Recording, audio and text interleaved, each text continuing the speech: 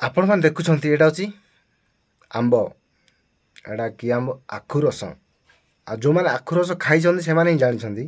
ଆଖୁ ରସ ଯଦି ଉପରେ ଦେଖାଯାଏ ଆଉ ନ ପାଚିଲା ଭଳିଆ ବହୁତ ଟାଣ ହୁଏ, ଯେତେବେଳେ ଆପଣମାନେ ତୋଳିକି ଖାଇବେ କିମ୍ବା ଚୋପା ଛଡ଼େଇକି ଖାଇବେ, ସେ ସମୟରେ ତା'ର ପ୍ରକୃତର ସ୍ୱାଦକୁ ଆପଣମାନେ ଜାଣିପାରିବେ। କାହିଁକି ଏଇ ଆମ୍ବର ଏକ୍ଜାମ୍ପଲ୍ ଆପଣମାନଙ୍କୁ ଦେଉଛି, କିଛି ଲୋକମାନଙ୍କର ଜୀବନ ଦେଖିବା ତେବେ ନାହିଁ କି ଏହି ଆମ୍ବ ସଦୃଶ ଯଦି ଉପରେ ଏତେ ସୁନ୍ଦର ଦେଖାଯାଉନି କିନ୍ତୁ ଭିତରେ ବହୁତ ମିଠା ଅଛି।